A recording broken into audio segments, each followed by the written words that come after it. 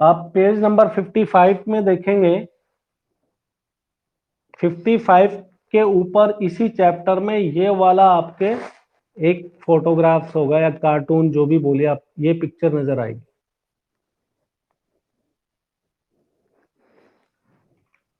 थोड़ा बहुत बेसिक तो आपको पता ही होगा, ज्यादा डिटेल्स में कोई मुझे बताए तो अच्छी बात है। क्या है, कोई बताएगा? बताने वाला है तो कोई बताए। इसको देखकर क्या समझ रहे हो आपने, या अभी तक इसको देखकर कभी कुछ ऐसा कुछ देखा है क्या, कोई पिक्चर? क्या समझ पा रहे हो? तो झंडा वाला, क्या है? जब वो यूनियन बनाया था ना, तो उनको हुआ था, वो बता रहे हैं। मैंने ये पूछा है कि बेटा ये पिक्चर है किससे रिलेटेड, क्या दिखाई दे रहा है पिक्चर में, आपने क्या देखा? कभी भी जब भी कोई कुछ पूछा जाता है तो सबसे पहले पिक्चर को समझिए, उसके बाद में उसकी बैकग्राउंड हिस्ट्री और इस पिक्चर को कहाँ रिलेट करने की कोशिश कर रहे सर हैं। है बेटा? संविधान जो बनाया था, उसको बनाने में नाकामयाबी हासिल की, तो वो दिखाया है। अरे ये तो मैं भी पढ़ लूंगा नीचे, तो कोई भी पढ़ तो लेगा। सर यही पता है। पिक्चर को नहीं समझा ना आपने, पिक्चर को नहीं समझा, सिर्फ आपने जो नीचे पढ़ा उसको बोल दिया, उससे आपके कोई पूरा कॉन्सेप्ट क्लियर नहीं होगा। अगर इस पिक्चर को देखोगे तो आप देखोगे ये एक टाइटैनिक जो जहाज है, आपने पिक्चर देखा हो तो टाइटैनिक पिक्चर थी वो, टाइटैनिक जहाज आइसबर्ग से टकराकर उसके टुकड़े टुकड़े हो गया था। सबसे बड़ा, सबसे ज्यादा कैपेसिटी उस जहाज की थी, लगभग 1200 पैसेंजर उस पीरियड में थे। ये 1912 की इंसिडेंट है, ठीक है ना। ब्रिटेन का ये जहाज था, ब्रिटिश का, और ब्रिटेन से ये जहाज जा रहा था न्यूयॉर्क, उसके रास्ते में आइसबर्ग से टकरा गया और उसके टुकड़े टुकड़े हो गए। यानी कि इसमें ये दिखा रहा है, आपको समझने वाली ये चीज है, जब तक आप पिक्चर को नहीं समझोगे, खाली पढ़ लोगे, उससे नहीं पता लगेगा। ये दिखाना चाह रहा है कि जो टाइटैनिक जहाज है वो अपनी मंजिल पर पहुंचने से पहले ही टुकड़े हो गया, यानी कि अपने मकसद पर, अपने मुकाम पर, अपने डेस्टिनेशन पर नहीं पहुंच पाया। अब आज आपको इसको यूरोपियन यूनियन का जो कॉन्स्टिट्यूशन जो आप नीचे पढ़ रहे हो उसके साथ में कोरिलेट करना है, ठीक है ना। तो जैसे टाइटैनिक जहाज बोलते थे कभी डूब नहीं सकता, बहुत ही ताकत है, बहुत ही सुंदर है, एक लग्जरी, अभी तक जितने भी जहाज बने सबसे लग्जरियस था, सारी सभी फैसिलिटीज इसके अंदर थे। टुकड़े हुए थे क्या बेटा? आपने पिक्चर को देखा है तो आप याद कीजिए, उसके दो टुकड़े होते हुए तो हमने भी देखे थे, ठीक है ना। पिक्चर के अंदर तो ये दिखाया था और टुकड़े हुए थे, ठीक है ना। तो कॉन्सेप्ट ये कह रहा है कि आइसबर्ग से टकराने का मतलब यही है कि आपको अभी कॉन्स्टिट्यूशन को, यूरोपियन यूनियन के कॉन्स्टिट्यूशन की बात कर रहे हैं। जब हम आपको पढ़ा रहे थे तो बता रहे थे कि यूरोपियन यूनियन ने अपना फ्लैग बना दिया, अपनी पार्लियामेंट बना दी थी, सब कुछ बन गया था, उनका अपना एक राष्ट्रगान भी था यूरोपियन यूनियन का। लेकिन जब वो कॉन्स्टिट्यूशन बना रहे थे तो कॉन्स्टिट्यूशन बनाने की मंजिल तक नहीं पहुंच पाए, यानी कि उसमें वो फेलियर हो गए। तो आपको यही बताना है, जो आप इसके बारे में अब लिख पाओगे कि 2003 में यूरोपियन यूनियन का जो कॉन्स्टिट्यूशन बनाने की जो कोशिश हुई वो फेलियर हो गई, वो सफल नहीं हो पाई, अपने मंजिल तक नहीं पहुंच पाए, कॉन्स्टिट्यूशन को नहीं बना पाए।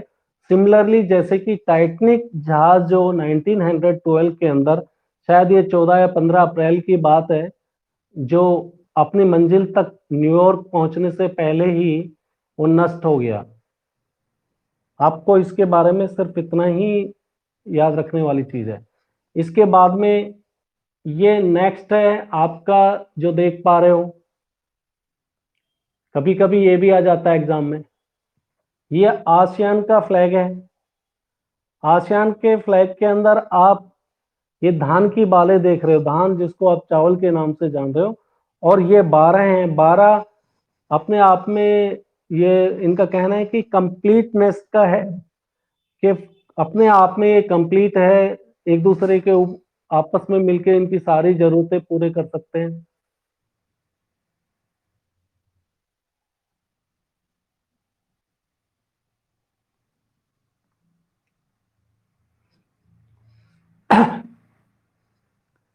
किसके किसके यहाँ पे नेटवर्क का इश्यू हुआ है, पहले मुझे बताओगे?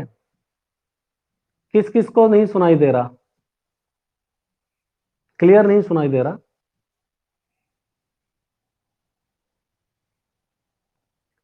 कशिश, तन्नू, तुम्हारे तक बेटा आवाज आ रही है साहब?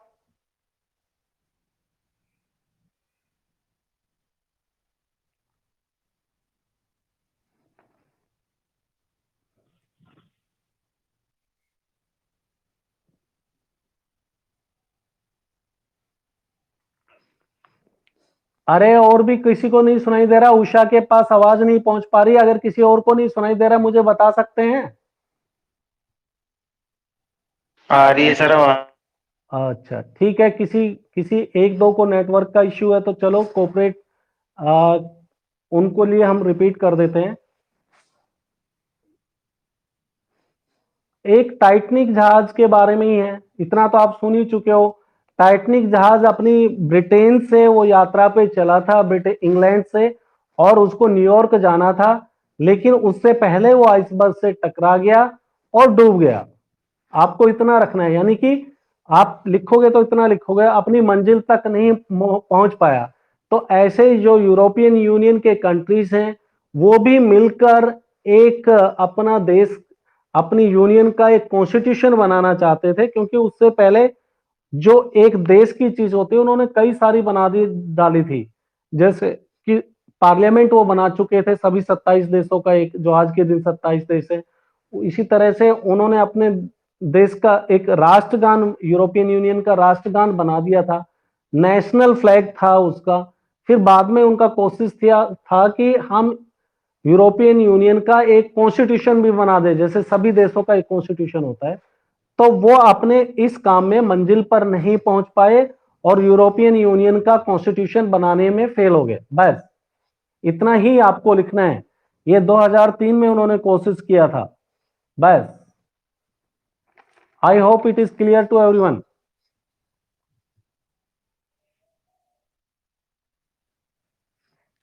नेक्स्ट है, ये आसियान के फ्लैग के बारे में है। उषा, हो गया क्लियर? सुनाई दे रहा है आपको मेरी आवाज?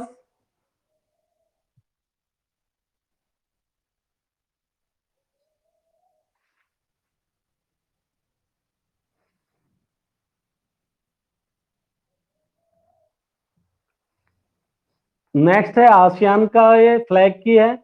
इसमें 12 बाली हैं। बाली का मतलब जैसे अपने गेहूं की बाल होती है, ये धान की बाल नहीं है।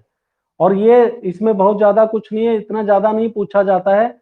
ये सिर्फ इतना ही है कि दक्षिणी पूर्व के जो 10 देशों का एक संगठन है आसियान, उनकी फ्रेंडशिप के लिए, उसकी कंप्लीटनेस की, आपस में एकता को ये दिखाने के लिए उनकी सभी देशों की एकता का प्रतीक है।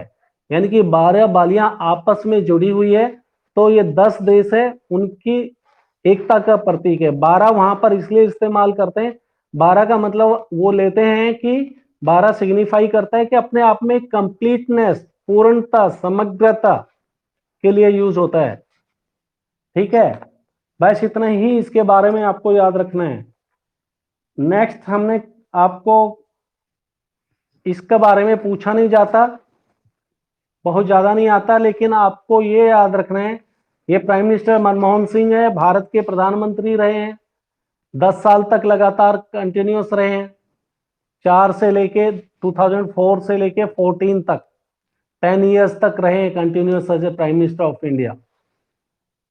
तो इनका कार्टून दिखाने का मतलब ये है, 1991 से पहले, 1991 से पहले जो पूर्व के, एशिया के पूर्व के कंट्री हैं, उनके साथ हमने अपने रिलेशन भारत ने बनाए ही नहीं। 1991 में जब ये कभी उस टाइम में फाइनेंस मिनिस्टर थे, तब हमारी उन देशों के साथ में, चाहे जापान हो, चाहे दक्षिणी कोरिया हो, चाहे चाइना हो। चाइना के साथ में तो पहले चल रहे थे रिलेशंस, इतने ज्यादा इकोनॉमिकली, इतने ज्यादा हम उनके साथ में व्यापार बिजनेस इस तरह का नहीं कर रहे थे। तो ये उसी को दिखाता है कि हमने ये बात महसूस की कि लुक ईस्ट, के पूर्व की तरफ देखो, यानी कि जो पूर्व के जो देश हैं, भारत के पूर्व में जो देश है, उनके साथ में आपके economic relations, financial relations, trade के, बिजनेस के रिलेशंस बढ़ाने की तरफ ये बात को महसूस किया गया 1991 में, ठीक है ना। तो उसके आगे का है ये। फिर बाद में हमारी पॉलिसी 2014 में एक्ट ईस्ट हो गया, यानी कि खाली देखने से काम नहीं चलेगा, हमें प्रैक्टिकली काम करना होगा। जितने भी एशिया के पूर्व के देश है, उनके साथ में हमको अपने रिलेशंस बनाने होंगे, ताकि चाइना का जो वर्चस्व है उतना ज्यादा ना हो और हमारे यहाँ भी ट्रेड फ्लोरिश हो पाए, ठीक है।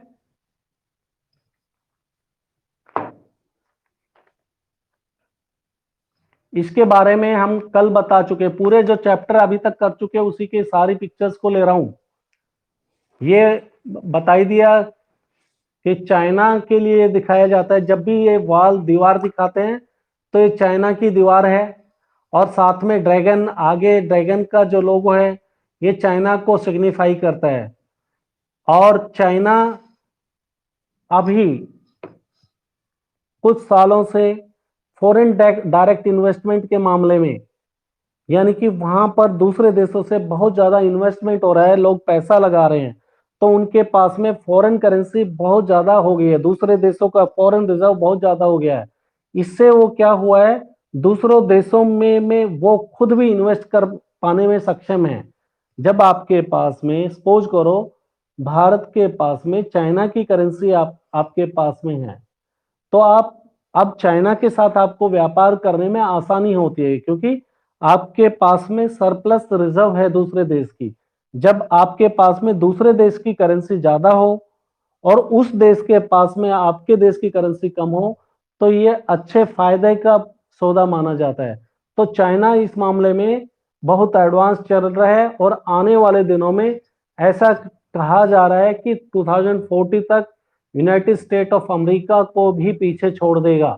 उसकी जो इकोनॉमी है 2040 तक अमेरिका की इकोनॉमी को पार हो जाएगा, और ये विश्व के अंदर एक ग्लोबल पावर के रूप में उभर के आ रहा है, ताकतवर देश के रूप में। इसके पास सेना है, वो विश्व की तीसरी ताकतवर सेना है, इकोनॉमी के मामले में आगे है, इंडस्ट्रियलाइजेशन में भी खूब अच्छा कर रहा है, फॉरेन डायरेक्ट इन्वेस्टमेंट यहाँ पर बहुत ज्यादा हो रहा है, एफडीआई दूसरे देशों से पैसा यहाँ पर ज्यादा लगाया जा रहा है, और यहाँ पर मतलब काफी प्रोग्रेस हो रही है। तो ये वही दिखाया है, और दूसरी तरफ ये छोटे से जो इंसान को दिखाया है, अमेरिका के राष्ट्रपति हैं। हो गया क्लियर ये बात यहां तक?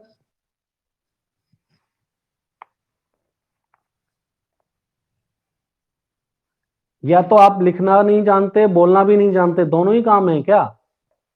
12 बच्चे जुड़े हुए हैं, और 12 में से ना सिर्फ एक आध बच्चों का मैसेज आता पाता है।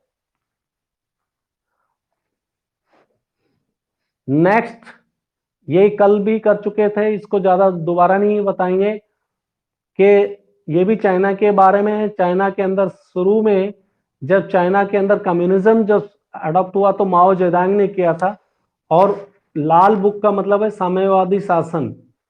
साम्यवादी शासन का मतलब आप समझते हो कि अपने देश में ही आत्मनिर्भर होना, दूसरे देशों की, दूसरे देशों से संपर्क वगैरह, बिल्कुल अपने आप को आइसोलेट करके रखा हुआ था। लेकिन धीरे धीरे इन्होंने 1970 के दशक में फिर अपने इस कम्युनिज्म से ये कैपिटलिज्म की तरफ चले गए, पूंजीवाद को अडॉप्ट किया। तो ये रेड टाई है, ये पहले लाल बुक थी, वो जो कम्युनिज्म को दिखाती है माओ जेदांग की, फिर बाद में अब धीरे धीरे ये पूंजीवादी व्यवस्था की तरफ चला गया है, ठीक है। इसके नीचे फिर साइकिल आती है। अब इस साइकिल को ध्यान से पहचानो और मुझे बताइए क्या कुछ देख रहे हो आप, क्या देख पा रहे हैं?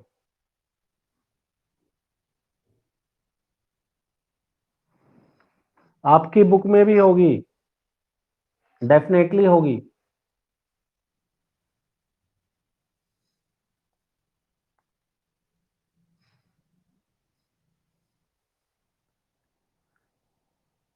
पिक्चर को देखने से कुछ तो समझो, कुछ नहीं पता लग रहा है तुम्हें आज तक? इसमें जो देखा, कभी ऐसी चीज कभी नहीं पता लगा, नहीं सुनाई दिया? आप क्या बोलना चाहते हो, बोलिए। सर पूंजीवाद और साम्यवाद के बारे में बताया।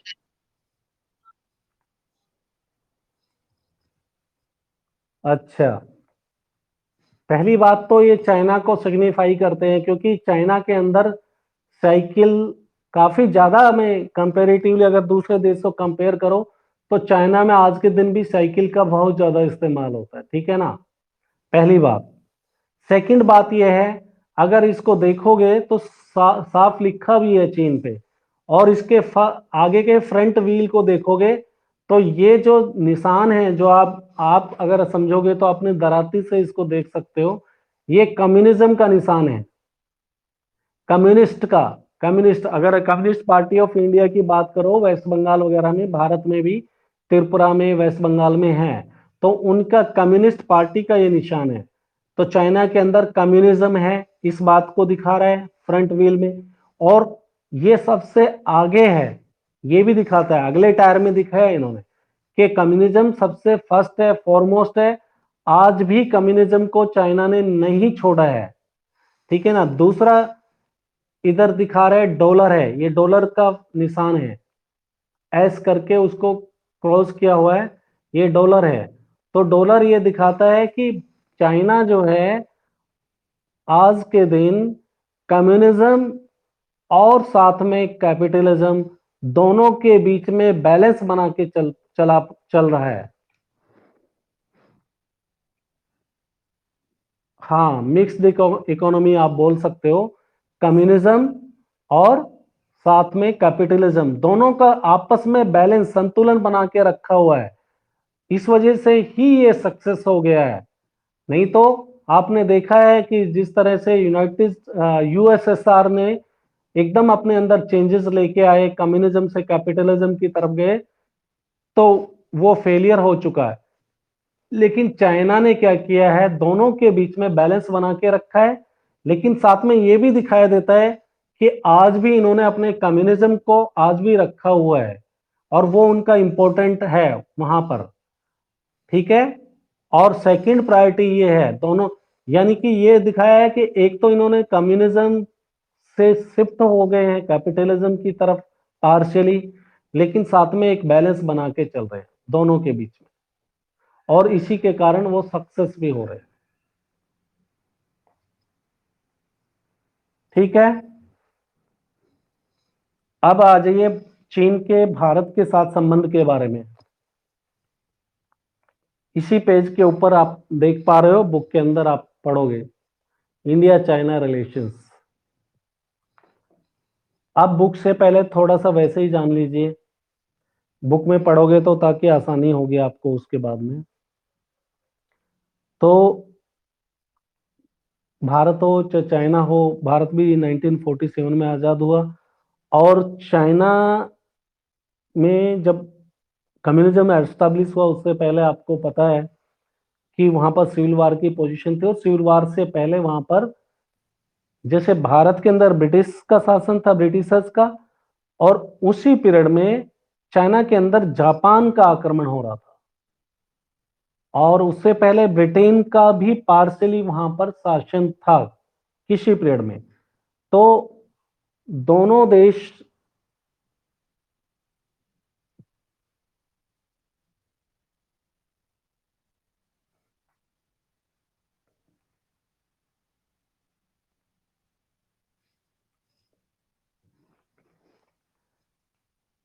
इंडिया तो पूरा कैपिटलिज्म के ऊपर है, मिक्स्ड इकोनॉमी बोल लो चाहे आप, ठीक है ना। लेकिन आप ये भी कैसे कह सकते हैं कि हम भारत पीछे, भारत इतना ही पीछे है जितना भारत ने शुरुआत पीछे की, ठीक है ना। जो जो चीजों के ऊपर उन्होंने काम करना 1970 के ड्यूरेशन में कर दिया, वो काम आपने 1991 में शुरू किया। तो बताइए आगे कौन रहेगा, पीछे कौन रहेगा? आपने ओपन मार्केट की policy, foreign direct investment, multinational company, computerization, ये सब 91 के बाद में आपके देश में आया है। 91 से पहले आप अपने देश में दूसरे देशों से इन्वेस्टमेंट होने नहीं दिया। क्यों नहीं होने दिया?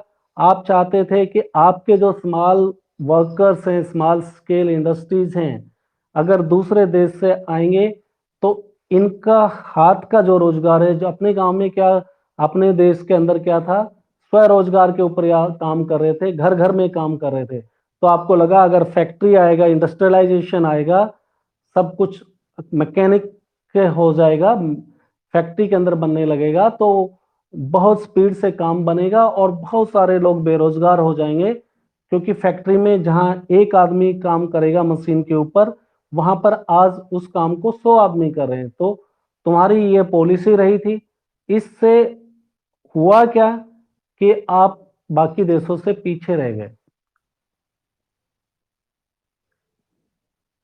तो मेन कारण है बस इतना ही कि वो जो काम उन्होंने 1970 के ड्यूरेशन में जो चीजें अडॉप्ट कर ली, आपने 1991 के, यानी कि आप ऑलरेडी उनसे 20 साल पीछे चल ही रहे हो। तो आप अंदाजा लगा सकते हो। और लेकिन ऐसा नहीं है कि चाइना के कंपटीशन में नहीं है। एशिया के अंदर अगर कोई दूसरा देश है ताकतवर, जापान के बाद में, जापान तो ऑलरेडी डेवलप्ड है, चाइना से भी आगे है, तो फिर भारत ही है वो। तो चाइना के बारे में अगर शुरू से बात कर लेते हैं, पढ़ लो चलो बुक से ही। पश्चिमी साम्राज्यवाद के उदय से पहले भारत और चीन एशिया की महाशक्ति थे। जब ब्रिटेन या और यूरोपियन नेशंस ने हमारे या अंदर आग के अपना कॉलोनाइजेशन नहीं किया था, उससे पहले भारत और चीन अपने आप में एक महाशक्ति थे। मैं बात कर रहा हूं जब यहां पर ना तो ब्रिटेन भारत में आया था, ना पूरे एशिया के अंदर एक्सपेंशनिज्म लागू हुआ था। चीन अपने आसपास के इलाकों में, जितने भी चीन के आसपास के इलाके हैं, सबसे ताकतवर देश था वो, बाकी सब छोटे देश थे। और सब छोटे देश थे, चीन का आधिपत्य मानते थे कि हाँ भाई चीन सबसे बड़ा है, बड़ी एम्पायर है। देश तो नहीं था उस पीरियड में, बड़ी एम्पायर है। और इस एम्पायर के आसपास में चाहे मंगोलिया हो, तिब्बत हो, ये सब, तिब्बत जो आज जिसको लेकर काफी भारत और चाइना के बीच में इश्यू चल रहे हैं, तो वो तिब्बत भी माना जाता था कि चाइना का ही हिस्सा है। और वो अपने आप को ये तिब्बत भी खुद भी एक्सेप्ट करता था। लेकिन भारत के अंदर भी बहुत सारे एम्पायर्स थे जिनका भारत के बाहर भी उनका काफी इन्फ्लुएंस था। लेकिन चाइना और भारत के बीच में आपस में, चाइना और भारत के बीच में आपस में बहुत ज्यादा इंटरलिंक नहीं था। दोनों देश, भारत अपने बाउंड्री के अंदर रह के काम कर रहा था, चाइना अपनी बाउंड्री के अंदर रह के कर रहा था। अपना पॉलिटिकल लेवल में भी एक दोनों देशों के बीच में बहुत ज्यादा रिलेशंस नहीं थे। तो आर्थिक और धार्मिक और सांस्कृतिक जो है, ये तो आपको पता ही है कि इन मामलों में भी भारत और चाइना आपस में कभी टकराए नहीं, चाहे इकोनॉमिक मामले में हो। क्योंकि जब आप दोनों देशों के बीच में रिलेशंस ही नहीं है, आना जाना ही नहीं है, मैं बात कर रहा हूं ब्रिटिश इरा से पहले की, तो जब आपके बीच में ना कल्चर का चेंज हो रहा है, ना पॉलिटिकल लेवल पे चेंजेस आपस में मिल रहे हैं, ना आपके रिलीजियन का कोई टकराव है, तो दोनों देश शांति से रह रहे थे, ना दोनों देशों के बीच में कोई झगड़ाबाजी थी, ठीक ठाक चल रहा था। और परिणाम यह हुआ कि दोनों एक दूसरे को जान भी नहीं पाए। जब आपके किसी के साथ में रिलेशन ही नहीं है तो जानने का मतलब ही नहीं है दूसरे में देश में क्या हो रहा है। इतने ज्यादा तो आने जाने के साधन नहीं थे और इस वजह से एक दूसरे को जानते भी नहीं थे। लेकिन बाद में जाकर जब 20वीं सेंचुरी की बात करें, 20वीं सदी में, जब एक दूसरे से मिले तो आपस में इनको फॉरेन पॉलिसीज को बनाने में थोड़ी सी मुश्किल आई, क्योंकि उससे पहले बिल्कुल ही लिंक ही नहीं थे। अंग्रेजी राज में भारत के आज़ाद होने और यानी कि जब भारत अंग्रेजी राज से आज़ाद हुआ 1947 में, और यहाँ पर जापान से ये लोगों ने अपना पीछा छुटाया, ठीक है ना, तो दोनों मुल्क एक साथ आकर विकासशील दुनिया और खास तौर से एशिया के भविष्य को तय करने में महत्वपूर्ण भूमिका निभाएंगे। ऐसा लग रहा था कि ये एशिया में तो नो डाउट जापान के बाद में, जापान पहले बहुत ही शरारती देश के रूप में आप मान सकते हो, ठीक है ना, जापान भी एक कॉलोनियल कंट्री था, दूसरे देशों के ऊपर कब्जा कर लेना पड़ोसियों के ऊपर उसके लिए आम बात थी। उस टाइम चाइना इतने आगे नहीं बढ़ा था। तो जापान के बाद में भारत और चाइना दोनों, ऐसा लग रहा था कि पूरे जितने भी एशिया के अंदर डेवलपिंग कंट्री है उनमें इनका मेन रोल होने वाला है। और धीरे धीरे दोनों देश करीब आए और हिंदी चीनी भाई भाई का नारा भी चला, जवाहरलाल नेहरू जब प्राइम मिनिस्टर थे। लेकिन हमारे और चाइना के बीच में कुछ सैन्य संघर्ष, सीमा विवाद भी चले, और जिनको हमने समाप्त भी कर लिया। 1950 के ड्यूरेशन में फिर जाकर तिब्बत, चाइना ने तिब्बत के ऊपर कब्जा कर लिया, और तिब्बत के मामले में जब कब्जा किया तो कहीं ना कहीं भारत चुप रहा उस मामले में, क्योंकि तिब्बत भारत का तो पार्ट था नहीं। लेकिन कहीं ना कहीं ये लग रहा था, अगर आप देखोगे चाइना तिब्बत के ऊपर कब्जा कर लेता है तो हमारे लिए नुकसान ये है कि सीधा चाइना आपके बॉर्डर से टच हो गया, नहीं तो बीच में एक छोटा देश है, ठीक है ना, तो उससे क्या होता है, देश यानी कि चाइना चाहते हुए हमारे टेरिटरी के, अपने क्षेत्र के ऊपर कब्जा नहीं कर सकता, क्योंकि बीच में कोई एक बफर, जब दो देशों के बीच में कोई एक छोटा देश होता है तो उसको बफर कंट्री के नाम से बोला जाता है, और वो बफर कंट्री दोनों देशों के लिए बड़ा इंपॉर्टेंट हो जाता है। इसलिए हो जाता है कि उसके होने की वजह से दोनों देश बड़े देश हैं, वो एक दूसरे के ऊपर कब्जा नहीं कर सकते जमीन के ऊपर, क्योंकि बीच में एक छोटा देश है। तो ये कंडीशन थी। लेकिन जब तिब्बत को चाइना ने 1950 में अपने कब्जे में कर लिया, उसके बाद में सिचुएशन चेंज हो गई।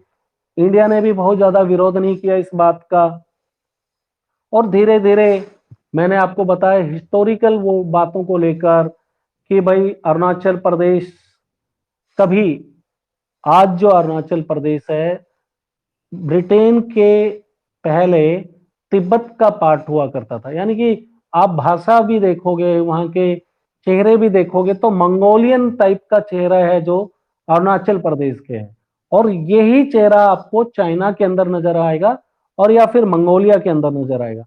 तो उनका कहना है कि भाई ये जो अरुणाचल प्रदेश का पार्ट है ये तो हमारा ही हिस्सा है। अगर हिस्टोरिकली देखे तो कभी ना कभी ये तिब्बत का पार्ट था, और क्योंकि तिब्बत हमारा पार्ट था इसलिए ये आज हमारा हिस्सा होना चाहिए। तो ऐसे ही लद्दाख के अंदर अक्साई चीन को लेकर विवाद दोनों देशों के बीच में चलता रहा है, ठीक है ना। 1962 के अंदर फिर इसी बात को लेकर लड़ाई भी हो गई, और आपको पता है 1962 की वार के अंदर भारत को इस वार में हार का मुंह देखना पड़ा। अब 1962 से लेकर 1976 तक दोनों देशों के बीच में कोई बातचीत ही नहीं हुई। 62 में लड़ाई हो गई, 62 से लेकर 76 तक कुछ लेना देना नहीं, कोई बातचीत नहीं, एकदम डिप्लोमेटिकली कूटनीतिक रूप से हम उन दोनों देशों के बीच में किसी तरह का जुड़ाव नहीं है। लेकिन धीरे धीरे सुधार हुए, राजनीतिक पॉलिटिकल लीडरशिप चेंजेस आई भारत में भी और चाइना के अंदर भी, और चाइना ने भी अब सोचा और भारत ने भी ये सोचा कि भाई ठीक है, भारत ने सोचा हमारे को हार मिली, हमारी अपनी कमजोरी से हमने बहुत ज्यादा चाइना के ऊपर भरोसा कर लिया, और अब हमारे लिए जरूरी है कि दोनों देश आपस में व्यापारिक संबंध बनाए, अपने देशों के रिलेशंस बने। तो इस पे दोनों देशों ने काम किया और धीरे धीरे संबंध सुधारे भी गए। और 1981 के बाद में, 1981 के बाद में दोनों देशों के बीच में जो टेरिटोरियल डिस्प्यूट है, सीमा को लेकर डिस्प्यूट है, उसको सुधारने के दिशा में कॉन्फिडेंस बिल्डिंग मेजर्स लिए, यानी कि बातें चली, ठीक है ना, बैठकें हुई और ये लिया कि भाई ठीक है, जो भी हमारे बीच में सीमा विवाद है एक तरफ रहेगा और इनको हम बातों के थ्रू सॉल्यूशन निकालेंगे, ना कि आपस में झगड़ा करेंगे। अब कोल्ड वार खत्म हो जाता है 1991 के अंदर, कोल्ड वार का पीरियड चलता है ना 1991 के तक। तो फिर भारत के और चाइना के संबंधों में काफी चेंजेस आए। अब इनके संबंध रणनीतिक ही नहीं रहे, आर्थिक पहलू भी है।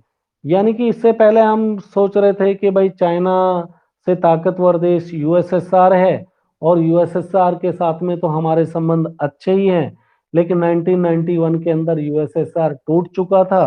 तो उसके बाद हमने सोचा कि भाई अब यूएसएसआर से भी ज्यादा नजदीक तो चाइना है हमारे, और कहीं ना कहीं हमारे पास में पड़ने से इनके साथ में व्यापारिक संबंध हमको बढ़ाने चाहिए।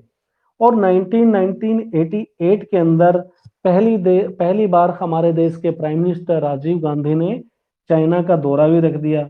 और ये दौरा रखने का मतलब यही है कि भाई बहुत हो गया, अब हमें एक दूसरे की जरूरत है। राजीव गांधी के टाइम में ये इस बात पे काफी जोर दिया गया कि कंप्यूटराइजेशन होना चाहिए, फॉरेन पैसा आना चाहिए, मल्टीनेशनल कंपनी होनी चाहिए, ताकि देश के अंदर विकास हो, टेक्नोलॉजी आए, इंडस्ट्रियलाइजेशन हो। राजीव गांधी की इस तरह की सोच थी। तो इसी सोच को बढ़ावा देते हुए प्रयास हुए और दोनों देशों के बीच में ये जब राजीव गांधी गए तो ये एक एग्रीमेंट हुआ कि भाई ना तो हम तुम्हारे देश की आंतरिक मामलों में दखल अंदाजी करेंगे, और जो पहले से अपना बॉर्डर है उसी सिचुएशन को बना के रखेंगे, स्टेटस को बोलते हैं।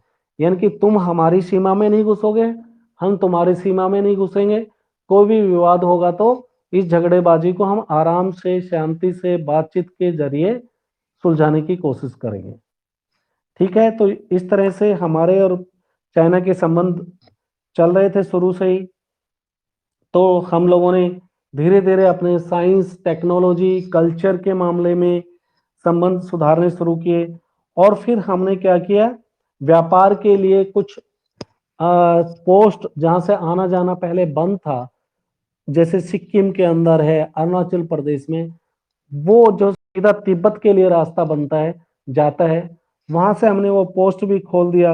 और 1999 में 1999 में भारत और चीन के बीच में नए 30% सालाना की दर से मतलब व्यापार बढ़ा। 90 के दशक में जाके 1990 में ये देखने में आया कि हमारे जो है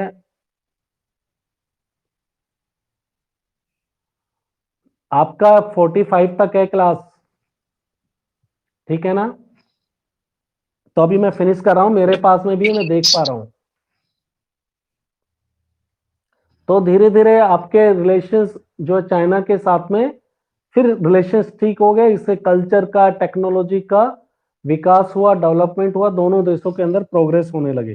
ठीक है, अभी आपका टाइम हो जाता है, तो यहां तक के नोट्स मैंने आपके पास में भेजे हुए हैं, क्वेश्चन फॉर्म में जो भेजे हैं क्वेश्चन कीजिए। ठीक है, पूरा अपडेट जहां तक पढ़ाया जाता है वहां तक क्वेश्चन करो, ज्यादा आगे भागने की भी जरूरत नहीं है। खाली लिखने से कुछ नहीं होता है, नोटबुक को भर देने से कुछ नहीं होता है, पूछा जाता है तो फिर आपके पास में जवाब नहीं होते हैं। किताबें भरने काफी नहीं है, साथ में समझते जाओ और उतना ही करो जितना कराया जाता है। ये देखना नहीं है नोट्स भेज दिए बस, या कहीं से उधर उधर से कॉपी कर लिया पूरा भर डाला, दैट इज नॉट गुड। ठीक है, आप एग्जिट कर सकते हैं।